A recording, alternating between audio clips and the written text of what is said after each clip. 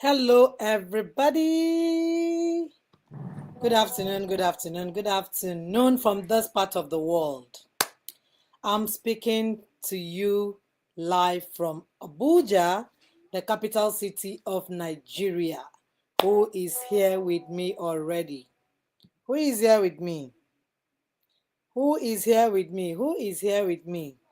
Say a hi, say a hello in the comments, and let's take it off from there. So when I look sideways, I'm trying to get the attention of our speakers to know whether they're here, whether they have a question or any difficulty trying to get in here. Okay.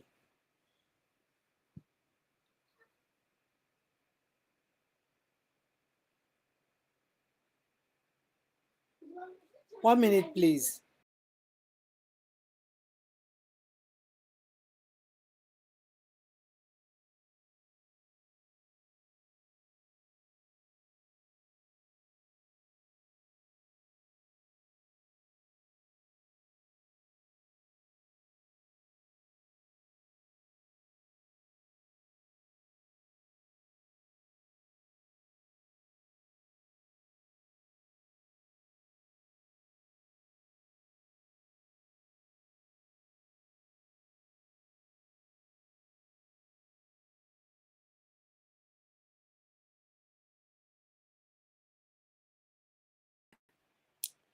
Our speaker will be with us in the next 2 seconds, and then we take it up from there.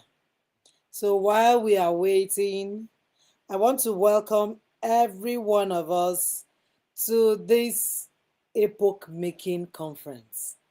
Yesterday, I got a lot of chats, a lot of gratitude for putting up this conference, you know, how it has been mind blowing, how it has been, all shades of light. I want to hear from more people. How have you been faring in this conference? What it is that stands out for you? What are you learning? How is it affecting what you have known? What are you relearning? What are you unlearning? What are they? Like, what are your light bubbles? I want to hear more from every one of us who is um, a participant of this conference. And I want you to also make sure that everyone around you is learning. If you're learning alone, let me tell you one thing that happens. When you're learning alone, one of the greatest things that happens to you is that your children get to stay in a space or spaces where they are not many times um, they do not many times have the competence to really live or exhibit your values in that same space. Why?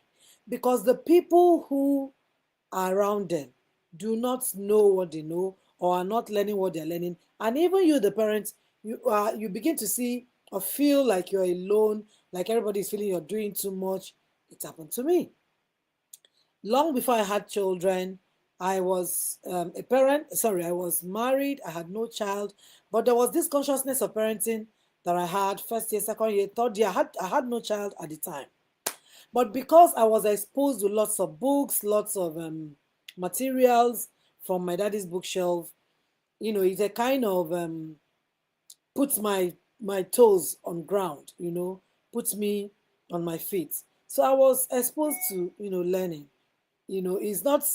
It's something that I've actually intensified over the years, but at the time, at that level, I was a big learner, considering the fact that I even had no child, yet I was reading books, I was taking courses. I remember taking a course in the time of Periscope. If anyone know when Periscope was on, they use it as live sessions, for live sessions like this. 2013, 2011, 2012, all of those years I was taking parenting courses. So for you to know how these things work, you keep growing, you keep going. You can never say you have stopped, because as you're growing, your children are growing, and they need diverse dynamics to what it is that they are learning. Because parenting a 4-year-old is not the same thing with parenting a 1-year-old, and it's not the same thing with parenting a 10-year-old and a 15-year-old, and it goes on and on and on.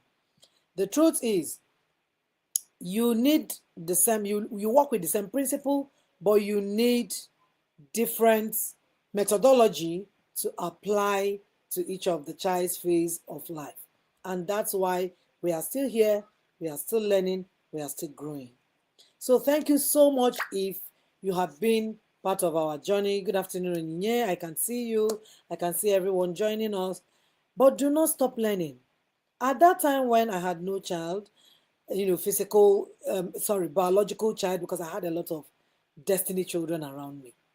And, people will tell me every time you're recurring books on marriage, on parenting, and which kind, it was a normal slogan in our Nigerian palace. So it was something that at some point I was feeling, was I doing too much? Am I not supposed to be reading? Why am I carrying this matter on my head and all of that? Little did I know that I was getting empowered ahead of the journey, ahead of the role, ahead of the job. So I want to tell you, if you're not getting everyone in the system or around you to really learn, then you're going to do a lot of disservice to yourself and to your children, because the environment have a very long toll on people, wherever you are. The people speaking to you, the people speaking to your children, what do they know about parenting? How intentional are they? All your children will mix with other children, and your children will get to respond, communicate, live in the midst of others. So if the people that are around them are not learning, at some point they'll get drowned. Their voices will be tiny, and all other voices will be stronger. But if other children around them, their parents are on the journey, their parents are learning, their parents are exposed to all of these learnings, you find out that it becomes something that they can relate with to each other, understanding each other, um, getting to build some level or some sort of awareness among themselves with the kind of conversations that is going on with them. So thank you so much for believing that we can do this together, and you're here every day learning with us. Again, today we are going to be introducing our speaker. Our speaker is someone I want to talk about briefly, because he's one of the people who was very instrumental also to my journey with my children as a school administrator. So today you're going to be listening in this session to a school administrator, a school owner, administrator at the time, when I met him over a decade now. But today, a school owner who is very experienced in the education system, have worked within the education sphere over 20 years, and is been such an amazing, amazing journey with him. Because when you do not know your role as a parent, even the school cannot help you. But when you are learning on what to do with your child and how to collaborate with your partners, school is one of your partners. Your child's direct teacher is one of your partners, is one of your parenting partners. That's why when people fight school, fight teachers, it kind of throws me aback, because you really do not even know what you're doing.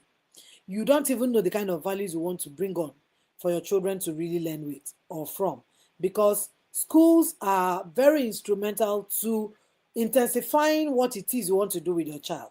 But we fight them because you don't even have a plan. You have no goal.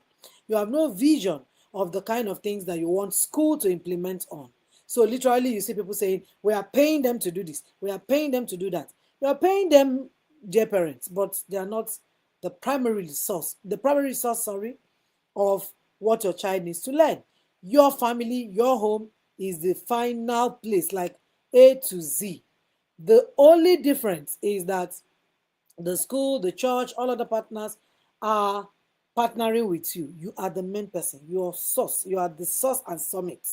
When you say the source and the summit, that's who you are in the life of your child and in the parenting journey that you're undergoing with your child. So the person we have today in the place of Mr. Nuruddin Adepoju. Mr. Nuruddin is an educator, right? Who have a background on education to master's level, now running his PhD. And as an educator, one of the things I've seen in him is ability to really Sorry about that. We need to know what the problem is.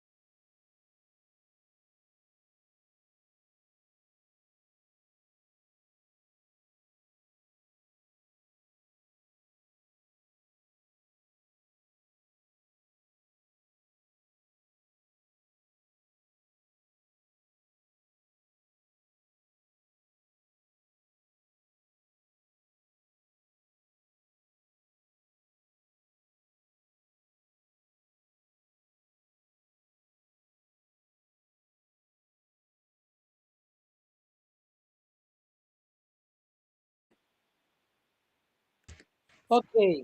So our speaker is here. And one of the things that I said or I was saying about him is he's one of those educators that I've seen him, over and again try to, transform with what it is that is happening in the education system and the partnership that he's having with parents. And that's why we are listening to him today. He's such an amazing, amazing educator who have been in the system over and again. And as educator, I have seen him grow over and again in the past decade.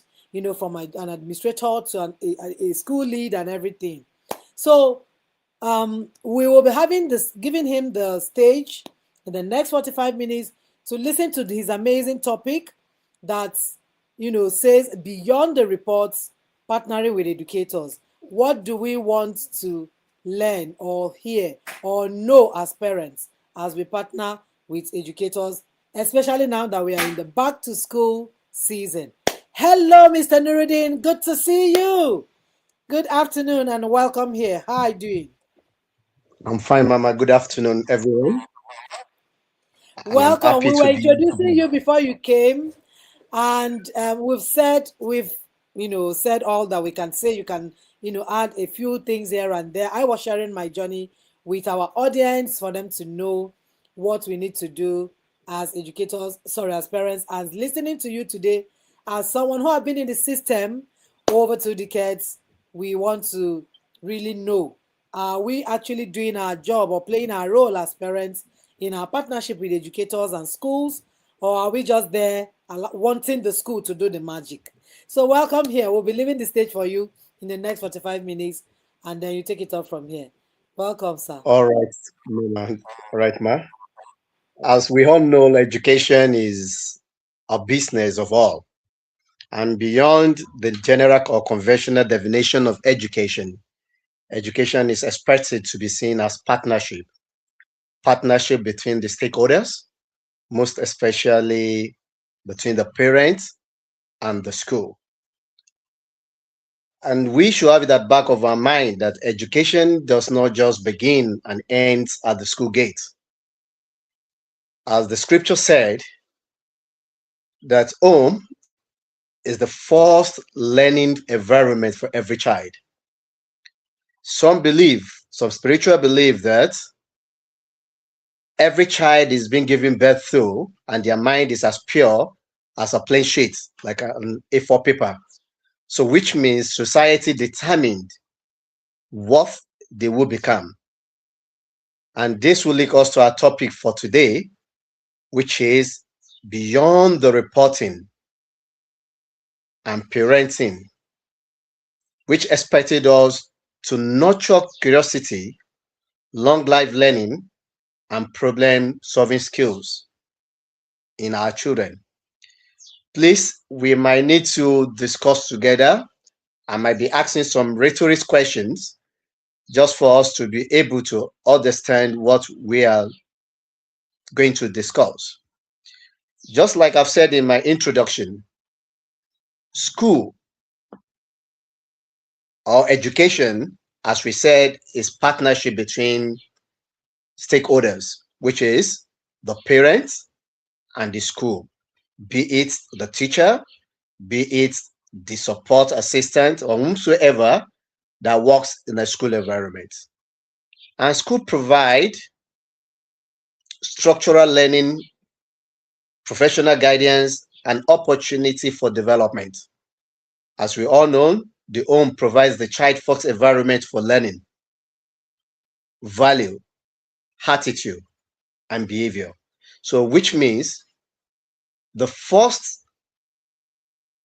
ability or skills that the child develop, that child develop it at home, which is the first environment for learning.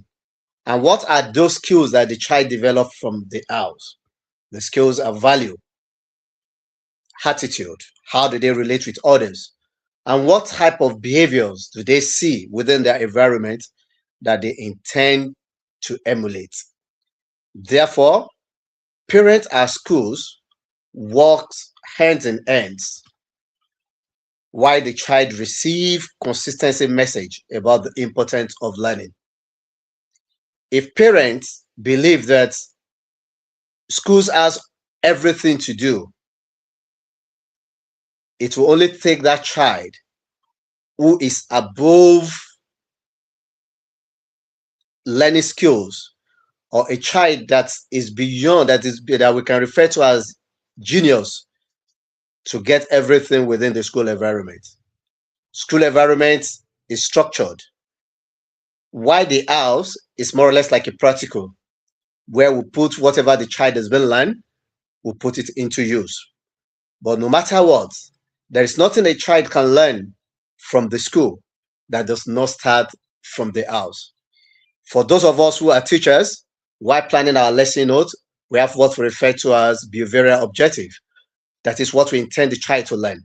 But what we intend the child to learn does not leave out the learning experience, what the child has learned as previous experience.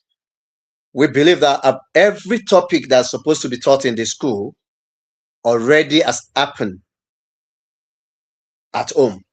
It has happened. They must have come in contact with it before. It's not like saying whatever they want to discuss just started from the school. For instance, if you are discussing a family with a child, that child belongs to a particular family. So you don't expect that the teacher will start and say family is this. A teacher is expected to bring that definition down to the house. Where are you from? How many people do you have in your house? And so on and so forth. This give the child that whatever I'm learning started from somewhere, which is from my environment. So school should not be seen, or education should not be seen as school responsibilities versus parents' responsibility. Because nowadays, parents see that my own responsibility, because of being a working class and other thing, is just to pay school fees, while the school responsibility is to educate the child. And this makes both the school and the parents to put the children under unnecessary pressure. Because when you place them under unnecessary pressure, that child might find it difficult to learn. But if parents and teachers works together as a partner, the child will benefit more. And at the end of the day, the child and whatever the aim of the school is, and that of the parents, will certainly be achieved through the child. So what does beyond reporting mean? In education, we believe that reports at the end of an academic term or academic section is very important. But we should have it at the back of our mind that this report is just a snapshot of a child academic performance. When parents receive results, the conversation should not be you scored 60%, you scored 70%, wow, you scored 80%. No. As a parent or teachers, what we are to look forward to in that result is, what does this result tell us about a child? What are the child's strengths? What does the child needs as support? Is the child curious or engaged? Does the child participate in class? Can this child solve problems independently? What can the school do? What can the parents do at home? I was having a chat with someone who told me that he has a brother that whatever you give him, he can memorize. And as soon as he memorized everything, during exam, he will reproduce what he has memorized. But ask him to go extra further to explain or to bring out the impact of what he has learned, he finds it difficult to do. Just because the only thing he does is to cram and present it as being given to him or her during the process of learning. So reports should be a starting point for collaboration. Sometimes parents and students and teachers or schools management have issues. There are some children that perform that the academic performance, they perform below what is expected of a school. Parents feel sad and teachers feel sad also. But most of the time, if we truly pay attention to that particular child, it could be that a child is lacking something. I have an incident of a child that the only thing that child lacks is just focus. If you can sit with the child, just tell the child that this is what I expected you to do, the child will continue. But little thing distracts a child.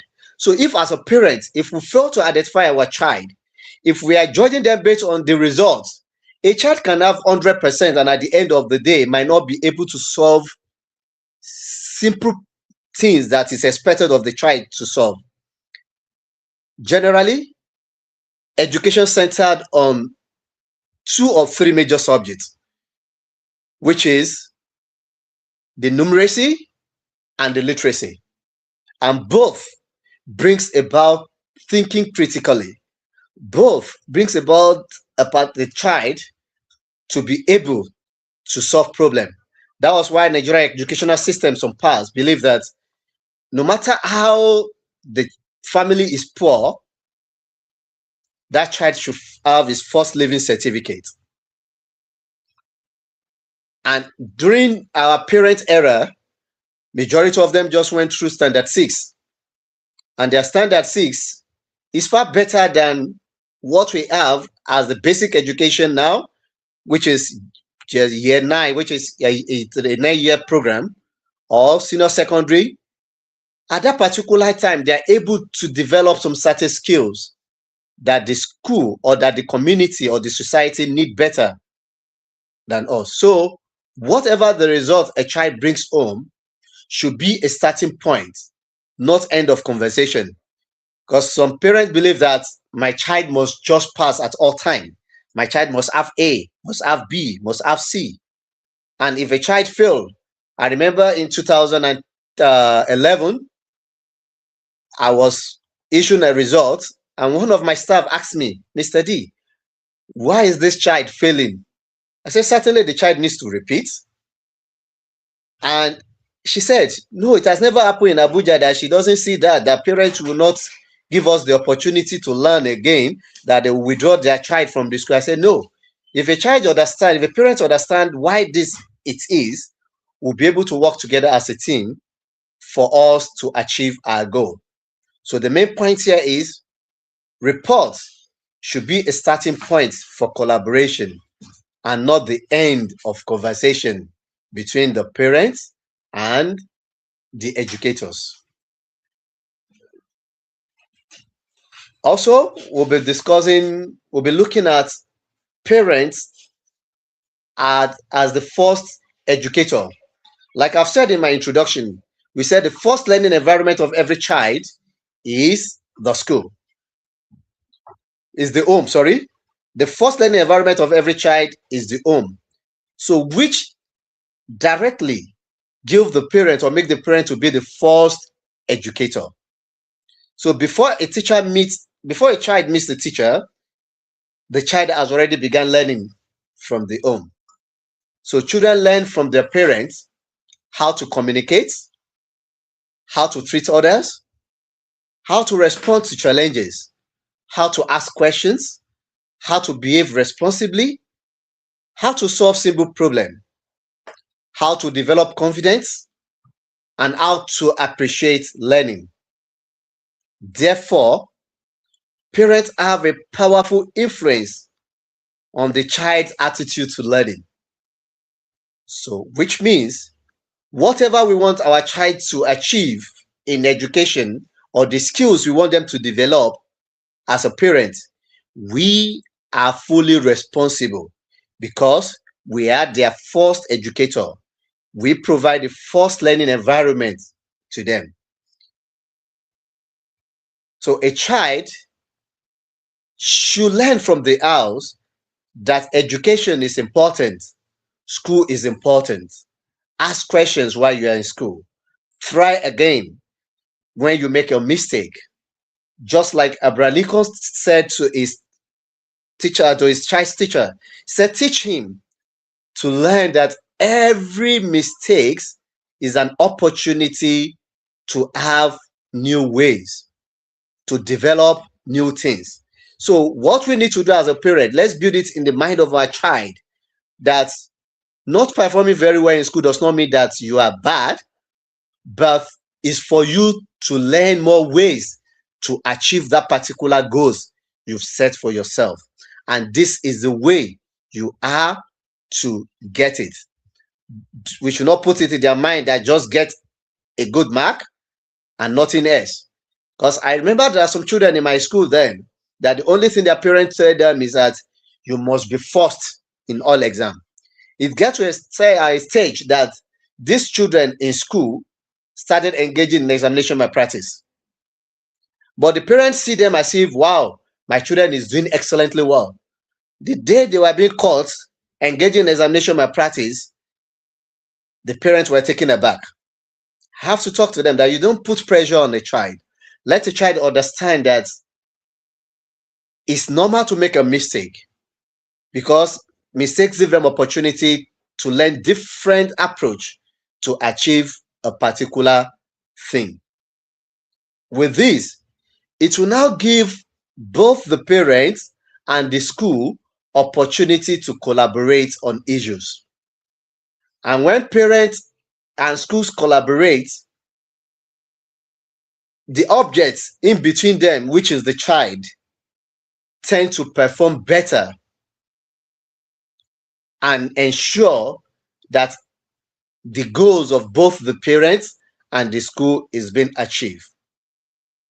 So how do we effectively collaborate together as parents? And what does our collaboration has the effect of our collaboration on the children? For instance, when parents and children and schools collaborate together, it gives the parent or the child better academic support. That child knows that whatever I'm being taught in school, when I get to the house, my parents will guide me. They will not do it for me. They will guide me to enable me perform better. There was a particular time the parents said the assignment you are giving our children is too much. I said, no, the assignment is not meant for you. The assignment is meant for the child. So if the child cannot do it, explain to the child. If the child does not understand it, return it back to the school for the teachers to understand that that child does not get the concept. But if you try to just do it for the child, simply because you feel you want to go and relax and the child is disturbing you, you are not helping that child to achieve better academic support. And when both the school and the parent collaborate, it improves the child's behavior. It gives the learners or the child confidence to do better in their academy.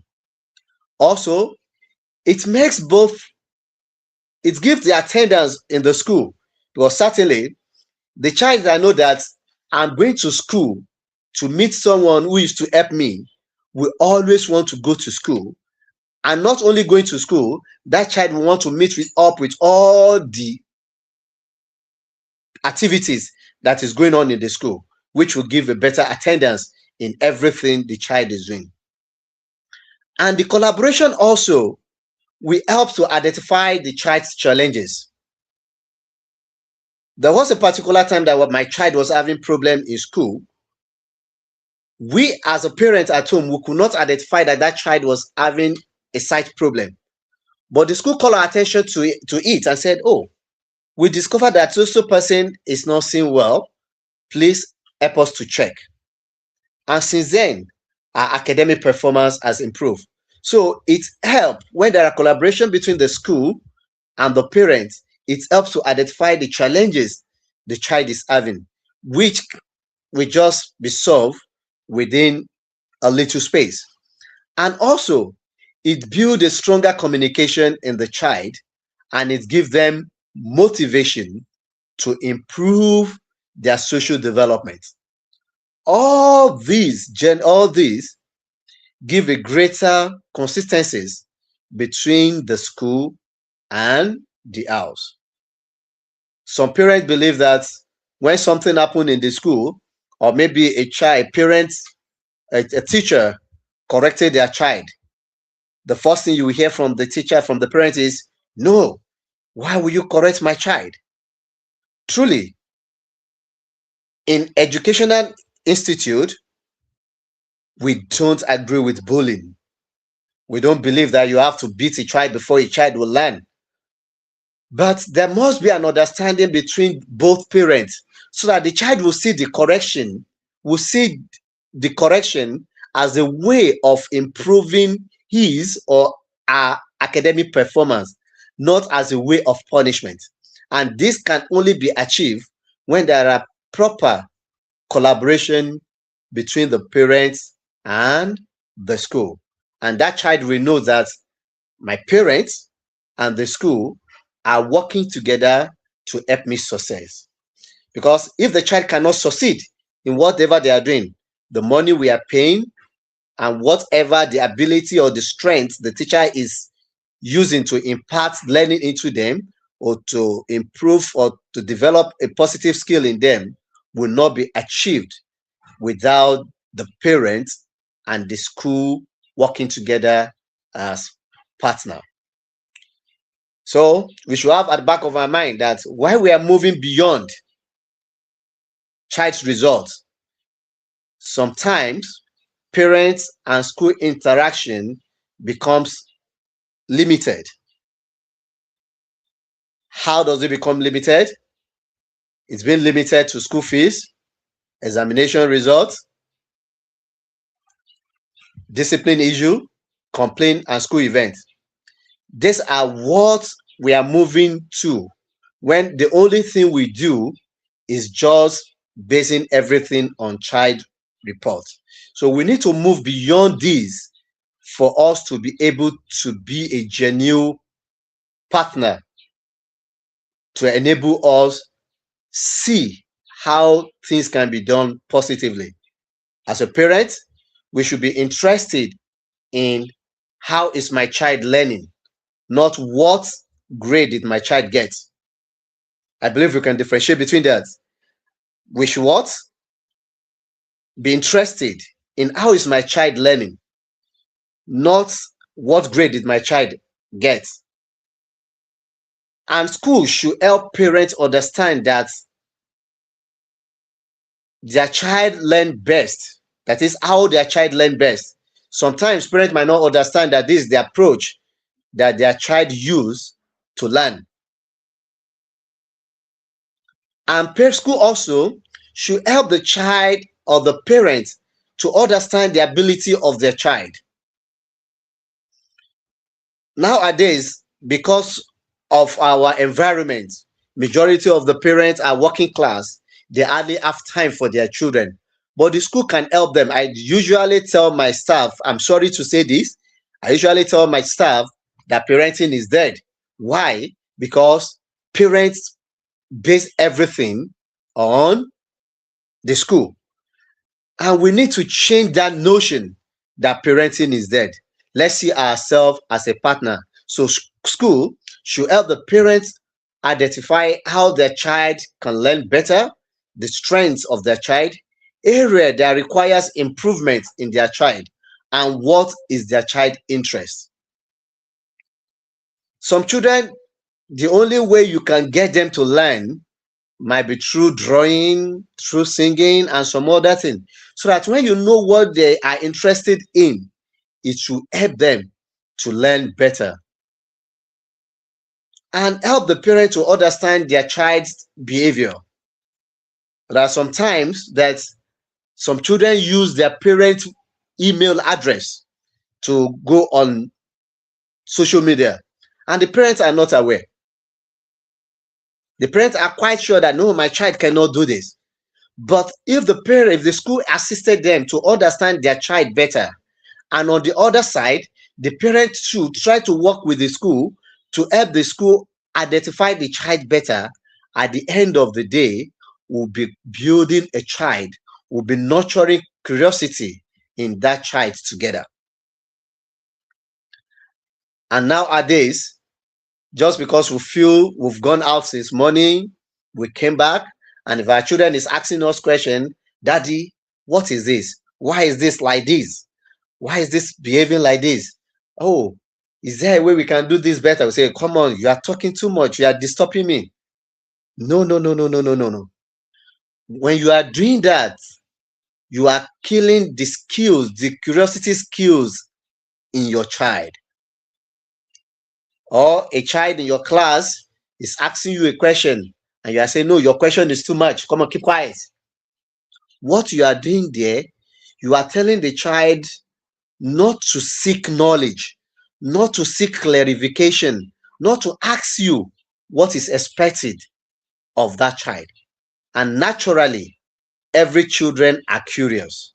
Naturally, if you observe them right from the childhood, they would like to check what you are doing. They will observe the way you are doing it, and they will replay what you've done exactly the way you've done. That's why we said be mindful of what you said or what you do at the front of a child. So at school, be it a school administrator, be it a teacher, be it a support giver, try to encourage children to ask questions, encourage them to investigate, encourage them to explore. That was why nowadays learning is child-centered, is learner-centered. Before it's teacher-centered, that teacher just say everything. But nowadays we only throw questions to them and they make an attempt. We ask them questions, we give them room to ask us questions, and in the process, we build up a particular skills in them, which is to seek knowledge, to ask questions, to investigate. But when you are just shutting your child down, it means you are building a child that will be doing yes sir, yes sir, yes sir. And it's not in every situation that you need to do yes sir, because sometimes you need to seek clarification for you to achieve your goal. And as a parent, parents should continue the conversation. For instance, instead of saying stop asking questions, you can easily say that is an interesting question. Let's find out together. Now, when you tell them that is an interesting question, you've developed it in them to be asking you questions. And that also will make them to have trust in you. They won't be keeping anything from you. Because when a child develop the habit of not getting close to the parent, and anytime the child is coming to the parent, you see the child being scared, or coming to this, the child is being scared, that will not give you opportunity to know them. And when you cannot tell when your child is happy, when your child is scared, and what your child intends to ask, or you don't give them room to ask questions, that child will not be able to develop the skills that we are looking towards to, that is beyond result. Because at the end of the day, whatever we learn, we are building a skills that will better the society and the community at large. So parents are encouraged, or you can encourage curiosity by reading with your children at home. sometimes visit educational places, sometimes discuss everyday events with them, just engage them in conversation, asking why and how questions, allow children to explore, encourage them to research on topic of interest. Just give them a topic, let them make a research on it. They should come back to tell you these are the things we have learned from what we've gathered together. Also, parents should not do everything for their children. Nowadays, just because we want everything fast, we do everything for our children. And at the end of the day, it makes the children to be what? To be struggling. And one important part of developing problem solving skills is allow children to struggle approximately or appropriately. When you are thinking they are slow on it, no, they are not slow. They are only learning the skills. They will struggle with it. And when they struggle with it, it becomes part of them. Don't give them an easy way out. Because when you give them an easy way out, you've limited their thinking capacity. They will not be able to think deeply. But when you give them opportunity to explore, give them questions, let them solve it. You know the answer. You know the best way for them to do it. But let them come up with another approach to solving that problem so that when you are not there, they will be able to do it the way you expected them to do it. Sometimes, out of love, parents solve every problem for their child. For instance, mommy, I don't understand this homework. Say, give it to me. I will do it for you. And at the end of the day, that child will get back to the class. Teachers will assume that the child does the assignment on his or herself and will move down to the next topic, because schools don't move from one topic to the other if that child does not get the concept right. And that was why they give assignment. The assignment that is being given, or the home form that is being given, is to be sure that that child has learned another stage of learning. So when you have such situation, the better way to respond as a parent is, what part don't you understand? Let's look at it together. Your goal there is to make sure that they complete their own fun, not to do it for them. So how do we develop problem solving skills at home? Number one, parents, what we are to ask our children should be, what do you think we should do? Maybe you are planning of doing something, maybe you want to cook or do anything. Just ask them, what do you think we should do? What are options, or what options do you think we should follow in achieving this? Which option is better and why? You are picking a particular topic and you ask them, what do you think about this? Oh, this. What are the options? The children give you the options. You go further. Which out of these options that you've given me, which one is better and why? In that, you are teaching them to express themselves better and to be able to reason. Also, you can ask them, what happens if we do it like this? They give you a better way. They've explained the reason why they think that one is better. And you now say, okay, what if we do it like this? What will happen? They will come up with it, and you ask, oh, is there another solution aside from the one you've given? From there, it will help them to think deep, and they will tell you more than what you expected. Because sometimes we look at them that they are children, they have a limited age. No, they are more advanced than us. They know many things than us. They can reason than us. Sometimes when children are saying some things, you'll be wondering, wow, is it my child that is saying this? No, it's because they know how to say it better than the way we can do it. So children can be given age approach responsibility. For instance, I ask them to organize their school material. When they wake up in the morning, ask them to lay their bed according to their age. If a child is between 8 years, 9 years, they should learn how to do some certain things. They should be able to learn how to wash plates, even though before that time. Every scripture said you should teach your child the way of your religion while they are young, so that it will become an habit in them. So we should give them activities, responsibility that is within their age brackets, such as managing a small budget. You can just, maybe this 100 naira, this 100 naira, these are the things we need at home. How do you think we can get it? How can we get this budget? What and what do we need? So get it for me. Sometimes give them challenges at home, like household challenge. You do this, while we do this. Let's see who's going to finish first between the two of us, or between your siblings. Making choice and explaining them. Let them understand that whatever decision they take, whatever decision they embarked on or they decided to adapt, they must give a reason for it, and they'll be responsible for the outcome of that choice. Working out how to complete a task. Make sure that any activities they engage in, ensure that they completed it. Don't be bothered at the initial stage that they are taking much time. As they are developing in it, the time they take to do a particular activities or skills will become shortened. And at the end of the day, you will achieve what you intend to achieve.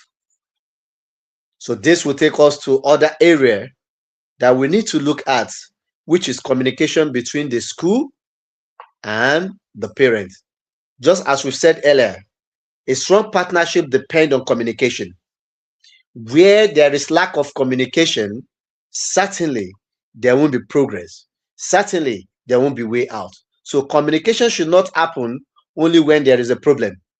So parents should communicate with the school about academic concern, behavioral change, learning difficulties, emotion or social concern, and areas where children is showing exceptional interest or ability. I remember a parent of mine told me that, oh, my child loves to draw. And for me to test the child, I just went to a particular side of the school, a plain wall. And I told the child, I said, draw something here. Everything you are going to use to paint it, I will provide it for you. And that child gave me a very beautiful drawing. And with that, the child started speaking out, started relating with children, because others see that this is what he has done, and they tend to play with him. They tend to tell him, oh, what you've done is good. So he came out of his shell and was able to communicate with them properly. So sometimes parents might understand, when you go to a new school, try whatever you know about your child, tell the school, while the school on their own part try to identify the child also. So similarly, school should communicate not only when the child misbehaves. You observe that sometimes when a child did something bad at school, that's when the school will call, Mr. and Mrs. So person, your child did this at school today. We would like to see you in the school. And they said, no, it shouldn't be. Sometimes just invite the parent. There are some schools that they invite parents to come to school to come and teach the children on a particular skills that they want the children to learn. So communicate with parents. Tell them when their child is doing excellently well. Tell them the area where their child is performing well, and tell them the area where their child needs to improve. And when you are telling them, don't be telling them that the child is wrong, that, oh, the parents failed. No, you talk to them like a partner. They debate together.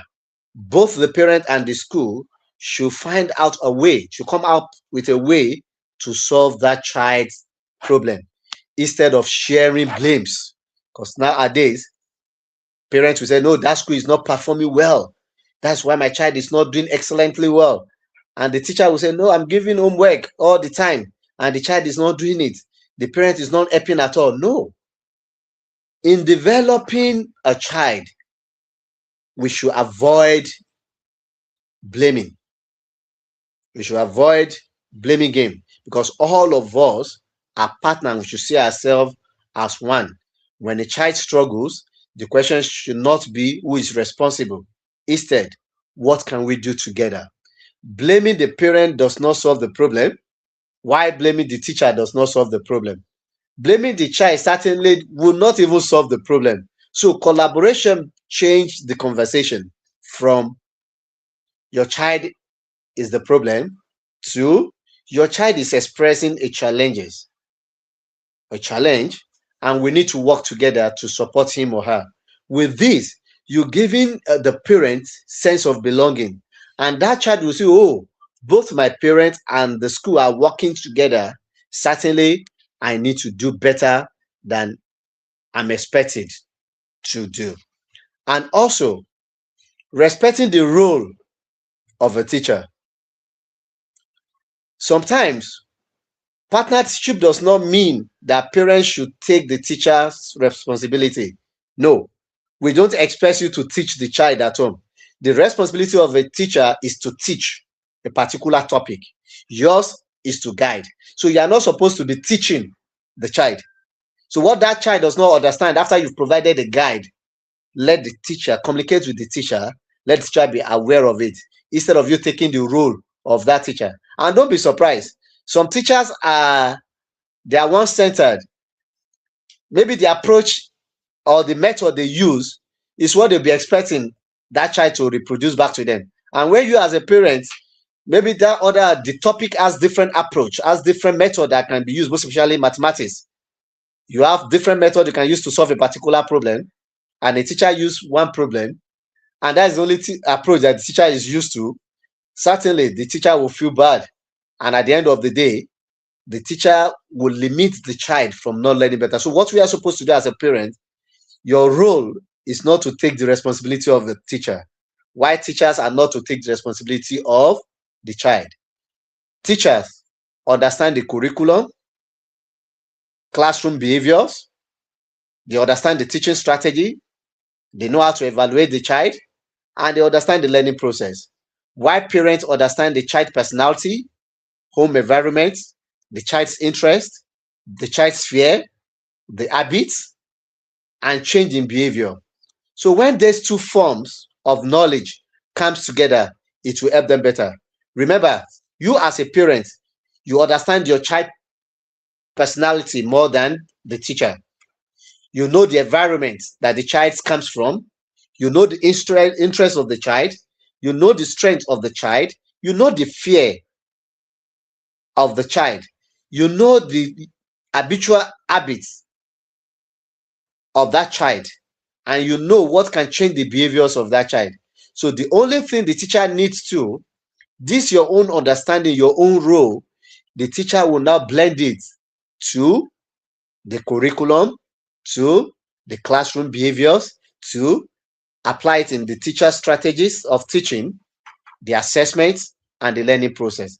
By the time this is done, certainly everybody will achieve their goals. Just like the way the parents respect the teachers, respecting parents as a partners too matter most. Most especially this time around, some schools don't even value the parents. They look at it that no, just pay your school fees and go. No, you should respect the parents. Schools should also recognize that parents are not to pay fee alone or to just look around. No, parents are partners. So schools should involve them through parent teachers meeting, workshops, educational seminars, schools improvement discussion, career conversation, reading programs, community projects, volunteering opportunity. Just like I said earlier, sometimes some parents come around to school to come and teach a particular topic that is related to what or to their own field of study. And also, in all these things, there must be a constant feedback on the progress and activities of that particular child in the school. So parents should have a meaningful opportunity to contribute to their child's educational experience. And how do we achieve all this? And what we've stated earlier, by what? Engaging them in seminars, have a meeting with them, come up with it, workshops. You can have a get together for parents, create a reading programs, whereby the parents will be the one that will read, can pick a storybook, the parents will read to them, they will demonstrate, they will illustrate some of the thing that is being read. You can execute a community project along with the parents and the children, just for the children to learn that no matter what they do, they need to give back to the society. This will take us to the next topic, which is creating a culture of lifelong learning. How do we create a culture of lifelong learning? Parents at school, just like we've said earlier, needs to work together, needs to collaborate to help child understand that learning is not all about exam. Because if a child understand that learning is not all about exam, certainly you will see the application of what they've learned in their practical life. But if it's been limited to only exam, just like I've said earlier, like what I said earlier about a particular guy that said his younger brother or little brother can cram anything and pour it down during the exam. And after exam, if you ask that child this plus this or this versus this, that child cannot get it again. From there, that child is not learning that education is beyond examination. So a child should learn that I learn because I want to understand and grow, not simply because there is an examination.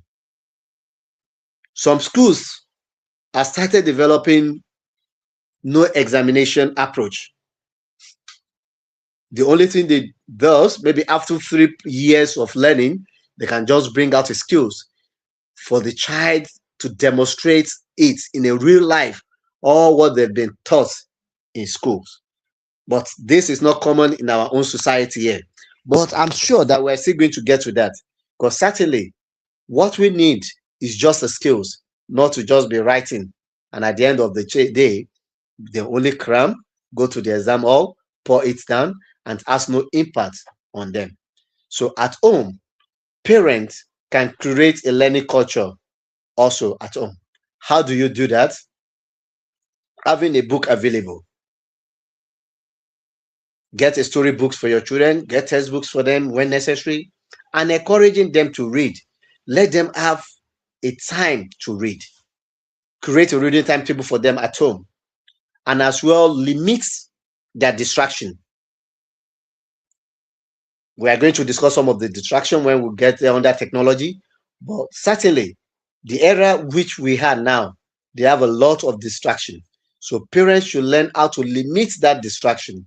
Discuss what your child learned at school with them. When they get home, look at what they discuss at school, discuss with them, let them express themselves, and encourage educational conversation. But nowadays, children even dance more. Hardly does a child and parents sometimes have educational conversation at home. The only thing you see them nowadays is to go on TikTok, dancing to song, playing and some other thing, which is a distraction to learning, and it's not helping them to have a lifelong learning skills that is expected of them. And as a parent, celebrate effort and improvement. No matter how little a child perform, try to encourage them, try to celebrate them.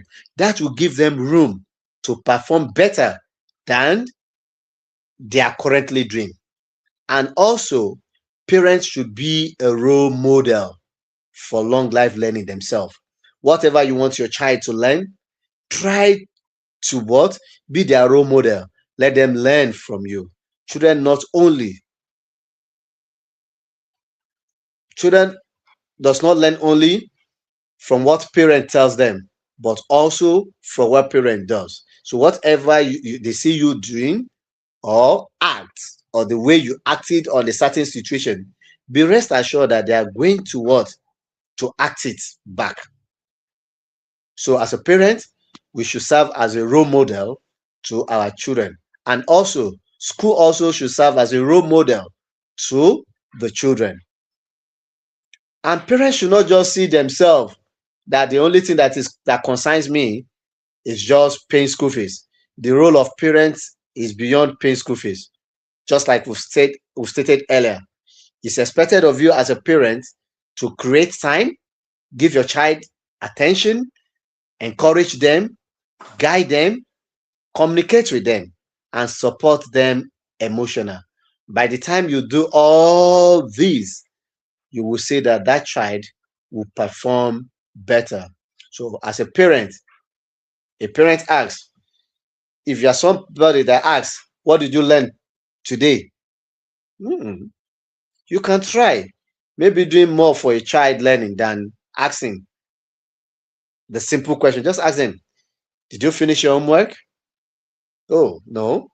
The first conversation is to invite, you initiate questions, give them room, tell them what to do, make sure that you engage them in talk. So when you initiate the question, they come out with it, they express their thought to you, they explain what they are being taught, and they do the homework on their own, not you doing it with them. And as a parent, just like I've said earlier, in how you can model them, technology is a form of distraction nowadays. I told my last SS3 student, I said, you guys are very lucky because you have technology. You can easily ask your AI to solve a particular questions to you step by step.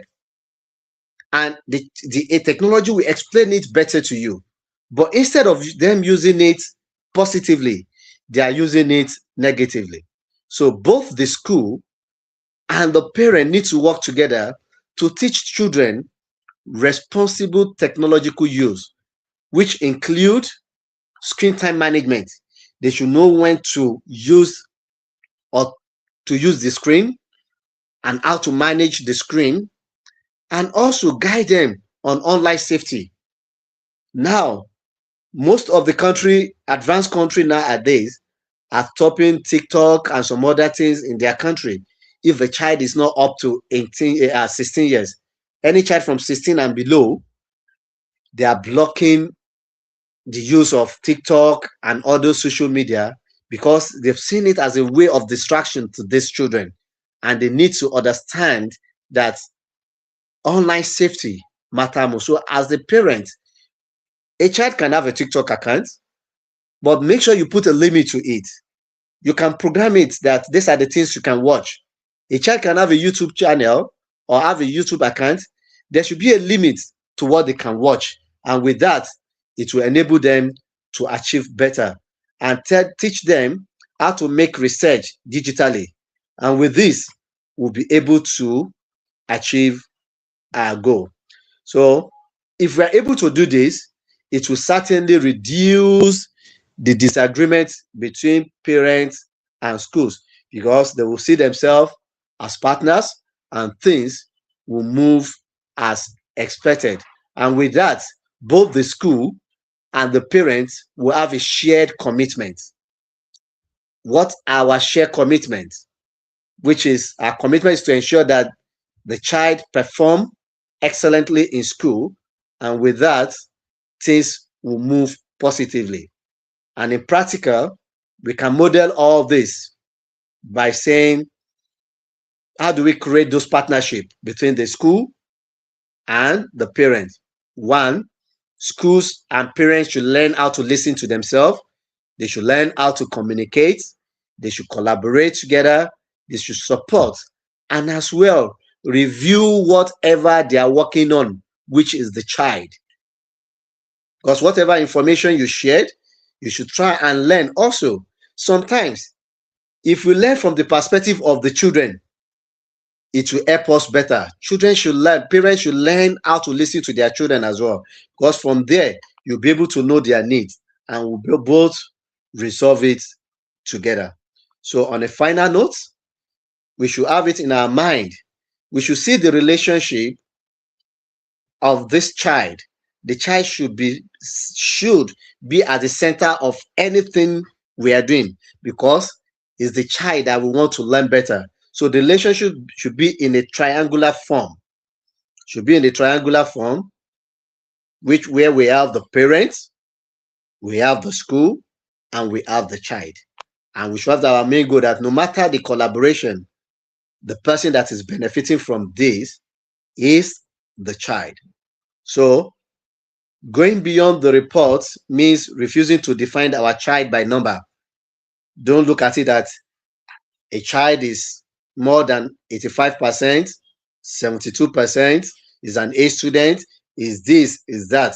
But that child, beyond that result or behind that result, that child is human being with a potential. And our aim is to ensure that we develop that potential from for the child. And they cannot do that alone. Parent and school needs to do it together. So in this, real partnership is not the school, teacher, or the parent. What we are supposed to do together is the teacher says, therefore the school must do everything. No, when we do that, there will be a problem. We should just conclude that the school and the homework together are giving to the child the best possible opportunity.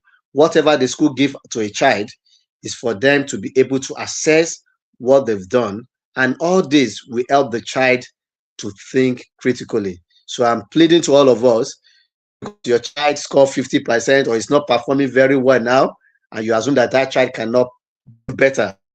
I know of a particular lawyer who is a parent in my school. He said, Mr. D, till I got to Premier 5, I'm not good at all. But now I'm far better because the school helped me to achieve my weak area. So parents and teachers, let's see our children beyond the paper, because paper is just to tell us how they perform academically. Ours is to develop that skills that they are going to use. Nowadays, if I ask most of us here, whatever we learn while we're in universities or the skills we learn while we're in universities, theoretically, is most of it are not what we are using practically. We are only using the idea in our practical world. So this will take us to the end of this program. If there's any topic, please, you can ask while we look at it together. Thank you.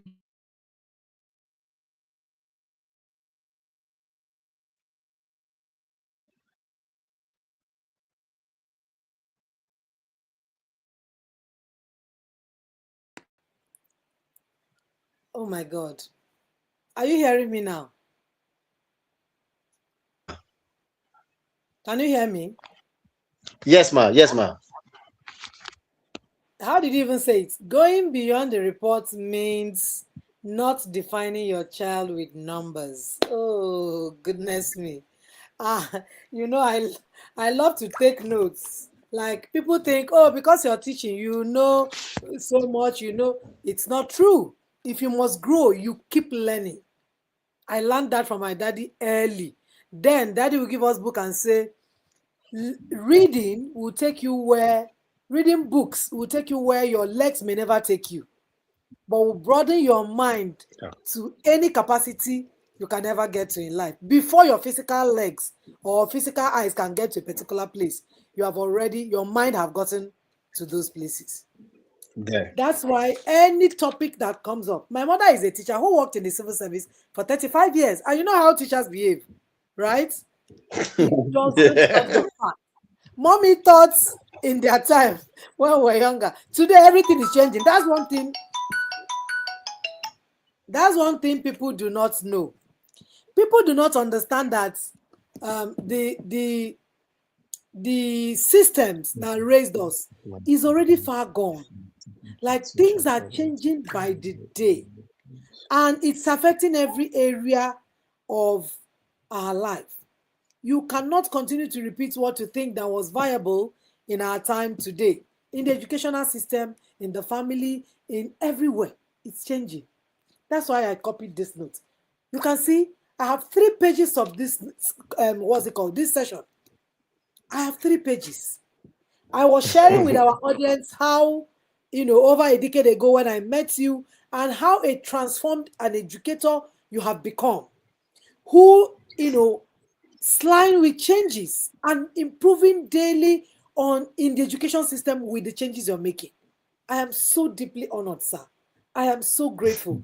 I do not take it for granted that we tell you Please come and share with us what is happening in the education space. You come in because of the relationship we have built, because of the friendship, because of the impact we are making together. I do not take it for granted. Anytime I see you, share with us, share with me particularly, because he started with my first child. I am so deeply honored. I am grateful. I am so grateful. We have a Yeah. question here because of our time, I saw but it there. just know that we are calling you again and again and again. Don't worry. No Stay tuned. problem. We are But let me bringing you. quickly answer that question, please. There's a Okay. question there. It's on the screen. If I'm saying it, it says, since it might be hard for a teacher to teach according to all learning style, Yeah. as a professional teacher, it's not difficult because we are expected to teach according to child's ability. And that's why we call it learner centered, because we have to centered on the child's ability. But that does not mean the only thing I discourage is you taking the responsibility of a teacher by saying you want to teach it. No, what you are supposed to do is to provide a guide. Some parents nowadays decided to be doing the assignment for the children. And what you are to do is to make sure that that child learns something. I wish I can rotate my screen now. Presently, as we are having this program, my child has a book with her doing her assignments, and it's more than 40 something pages. I've not asked her. The only thing I asked her is just read the questions to me, and she does it herself without asking, because I don't need to ask her. My own is to make sure that she get that environment for her to do it. If she does not understand, I can explain, but not to do it for her. I can, because I'm a teacher, and do the work for her. There was a particular time that she find it difficult to learn. So I have to meet with the teacher, and I told the teacher, these are the things you can do to help the teacher. I'm telling the teacher that because of my experience as an educator. But as a parent, I will only ask the teacher, what do you think I can do to help my child in this area? So you have different skills. Your own is to guide the child to learn. And if they don't understand, encourage them to ask questions in class. Don't be surprised that maybe when they are teaching in class, that child is not asking questions and is not paying attention. Tell your child from the house that when your teacher is explaining, don't write, listen. Nowadays, as soon as teacher is explaining, students start writing. No, tell them to listen first, so that when the teacher is writing, they can write. But when teacher is explaining, let them what? Let them listen. That will give them opportunity to ask questions. With that, you've developed in them that they need to ask questions on what they don't understand. They should not just keep quiet and become that I have mommy at home that will explain to me. While you have your own responsibility as a parent to make sure that you provide time for them, you give them time to do whatever they need to do. I believe this answer our question. Okay. Thank you so much. Thank you so much. The everybody is raving you. Everybody is saying wow, wow, wow, wow. God bless you, sir. And People are also, I will try and blessing. drop. I will send the PowerPoint slide to you so that Okay. although it's in summary, Okay. it's just a Okay. summary Yes. so that We we can will look at it need it. together. We can still learn more from there. Yes, we And will for the need a thing teachers like that. also, We will need a thing like that because there are other questions. This one says, what are the age appropriate house chores for children at different ages? So you can send us that so we can also use it to guide the parents in the tribe. That's the benefit they get for being in the tribe. I think he's booted out. Can you hear me? Can you hear me? Can you hear clearly, me? clearly, clearly. Okay, great. Yes, So yes. thank you so much. Thank you so very much. Send us that so that we can run to the next edition. We are going to use it specifically for parents in the tribe. specifically for parents. That's the bonus they are getting for being in the tribe. That's one of the blessings they are getting. All right. God bless you. Thank you All right, so madam. very much. And we will call Thank you you. again and again as we wrap up the year. We begin a new session by in 2 weeks' time or three. Yeah, all the parents will be back to school. So we are going to be having a special session for the parents of the tribe. All right, madam. Thank you, ma. Bye. So God bless you. We are grateful. Thank you so much. Amen. All right. Bye.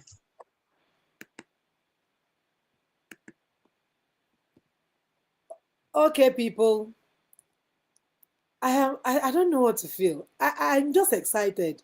You know, as a teacher where I be, when things are being shared about school, there's an excitement I used to have. I don't know, maybe it's peculiar to me or to all other Umu teacher, because there's a way parents, attack teachers, feel like teachers are owing them. My child has to this. My child is not doing this, even though it didn't happen in mommy them time, like it's happening today. But I am, particularly against many of the irresponsible behaviors that teachers come up with, sorry, parents come up with in school systems trying to disrupt. If you actually know what you want or what you need, the vision is clear to you about what you need for your child. Omo, you are the one bringing it to the school. I sit in, the disciplinary measures of my school, my children's school, and I was the one who introduced it when I came in. And I asked first question, Mr. D is here. The first question I asked is, please, then Mr. D was the head teacher of my children's school. What are the disciplinary measures for the children when there's any misbehavior? What is the disciplinary measure for bullying? What is this? What is that? I asked a lot of questions. And that was how they began to put me in, different what's it called, group for different things and all of that. Then I was much more younger. I had all the energy. I could talk and talk and talk and talk and talk. I was bringing in ideas and what exactly they need to do. The templates, many of them I created it, submitted to school. Then the admin and all of that, their group, examined and all that and took what they needed to take. But being that my family vision was clear to me, I knew what school needed to do with me to actualize the vision of my family in my children. So stop running up and down, stop shouting for teachers, stop, going up east because your vision is not clear about your family. You do not even know what your child needs. That's why you're jumping up and down and accusing every teacher, abusing them, shouting for them and all of that. We have heard it again today. Because of the next session, we'll be running away so that we can bring in the second session. Please invite parents of special needs children. It's going to be another amazing, amazing session at 3:30. Do not go away. Stay tuned. And then on the final note, the Build a Home Tribe is scrolling right here. I know that some people will be feeling offended. Oh, you're giving the template to the Build a Home Tribe parents. Oh, the educator that just left now, who are, by the way, who has been an educator for over 20 years, now a school owner, then as an administrator when my kids were younger, when I started with him. And he has designed a lot of curriculum, doing amazing things in the educational space. He is going to be coming back in this September to teach specifically the tribers. What are they expected to do in the school launch pad as the children go back for a new session? What are their expectations? What should they be putting in place? What are, if your children are going to the dormitory, what are you looking out for and all of that? The tribers will be having that session alone. Yes, that's how we love them because they are disposed to learn. So do not stay back and be saying, is everything, is everything you need to learn in this era. Yes, is everything, every area of parenting that you need to learn. Because parenting is a higher calling that needs you to grow into competencies that help you become a great parent. Please register for the Build Your Home Tribe. I'm not even interested in all the excuses and all of that. I am only interested in how you need to grow so your children can grow. How we need to partner to raise the next generation of giants that will change the trajectory of the society, the spaces they are going to be running in, and all of our world, together. Not just the family, not just the home, everywhere will be affected if we raise healthy people. So please, book your slots for the Build Your Home Tribe. Send us a chat and let's begin from there. Do not just listen and sit back. You are doing yourself a disservice, doing your children a disservice. You can change your entire family. Only you who is learning.